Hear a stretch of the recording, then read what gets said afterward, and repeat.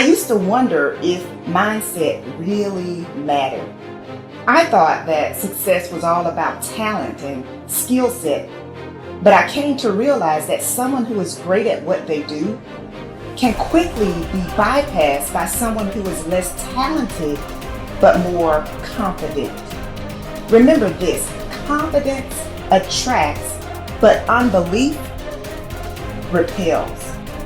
So if you have a mindset that you are average or that you never get great opportunities, without realizing it, you are creating your reality. Many of the people you look up to, they are not super smart or super talented. You are just as smart and talented as they are. They just latched onto their dream and developed the mental fortitude necessary to keep going when they were feeling the frustration that you might be feeling right now. A belief can create the disease as much as a belief can create the healing. And I go, so the significance of this is profound because nobody talks about the negative belief. And I go, negative beliefs are powerful. It's called nocebo, as you mentioned. And as I said, they can cause any disease and they can kill you. Just because you believe you're going to die, you can die just from the belief. We always have to update our versions about reality because it's the only way that we adapt. Don't believe everything you've read or heard. It just may not be the truth. There's always a greater truth that you and I can begin to investigate. Surely someone in eternity has had similar problems as you and I, and they've gotten beyond it, yes or no? So study that person. You want to be wealthy? Study wealthy people. Don't just have some panacea that you're just going to get wealthy. Read about wealthy people and find out that they lost everything and failed miserably 20, 50 times.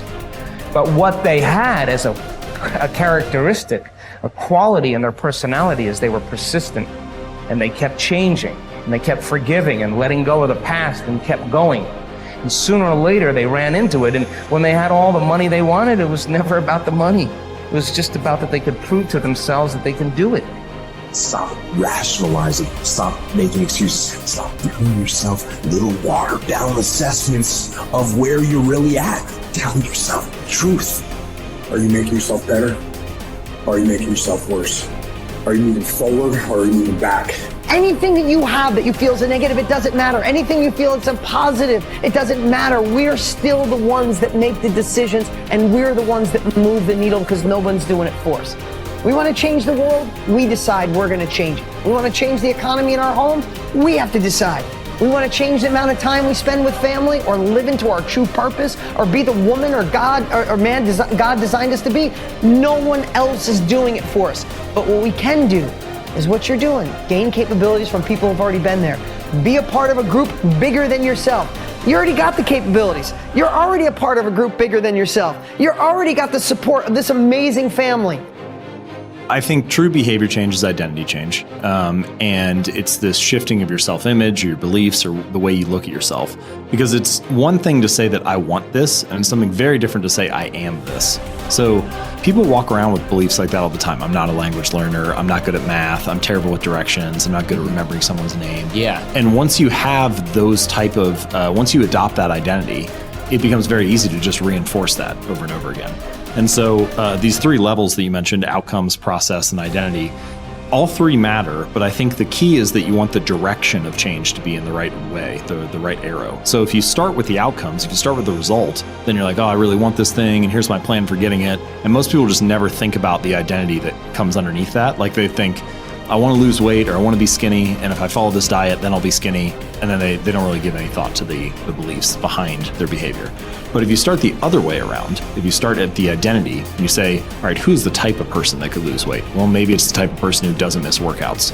Then you start with that identity. You say, okay, I want to become the type of person who doesn't miss workouts. Here are the habits I need to build. And then whatever results come, just come naturally. So most people focus on the results and build a plan and let the identity come naturally, but that rarely works because their beliefs like conflict with your actions. But if you start with the identity and you build the habits to reinforce that, then the results just come on their own. You are quite capable, and I don't even know what you earn, but I do know this. You can turn your annual income into a monthly income. You're very capable of doing that. Now, you may think that I'm exaggerating.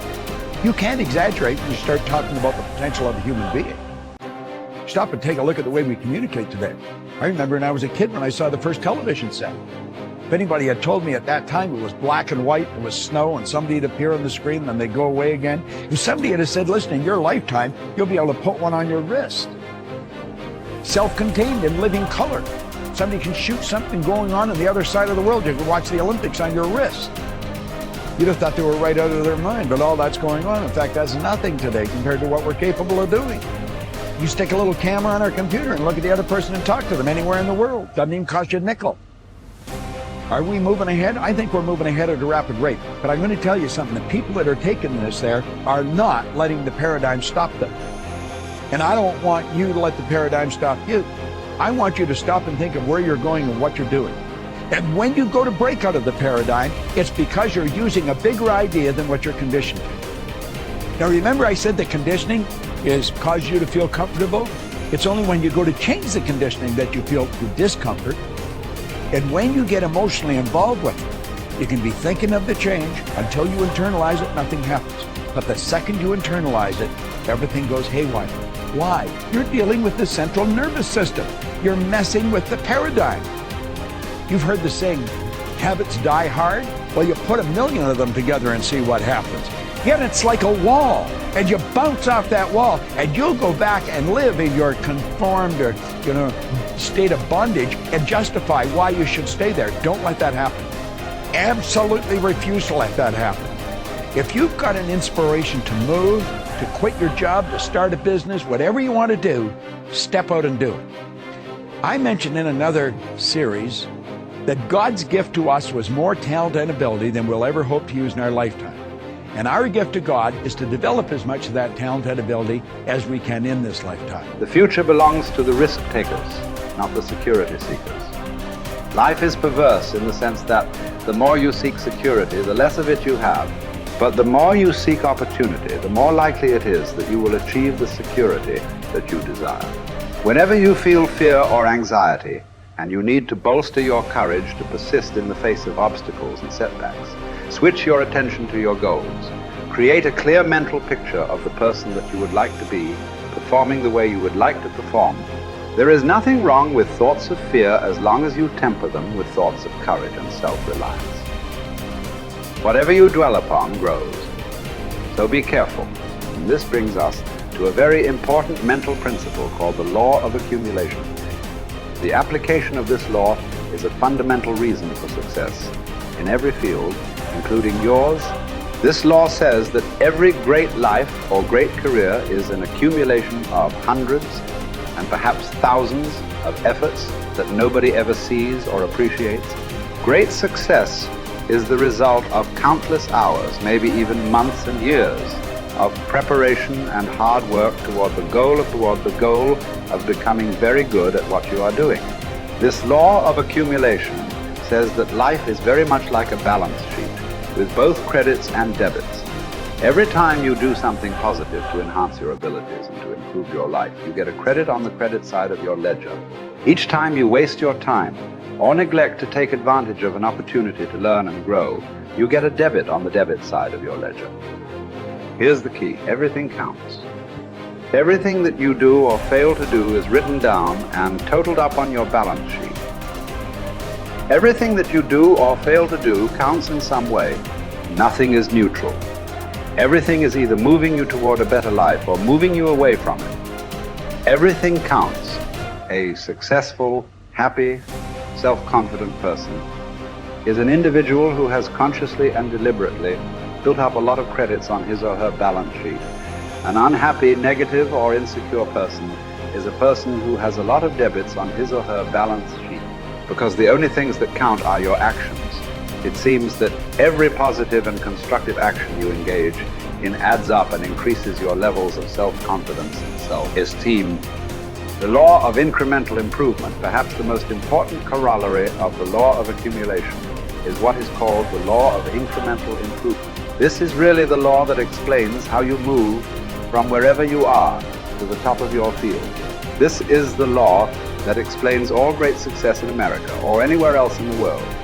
This law simply states that a person becomes good at his or her chosen field by improving incrementally, continuously, over a long period of time.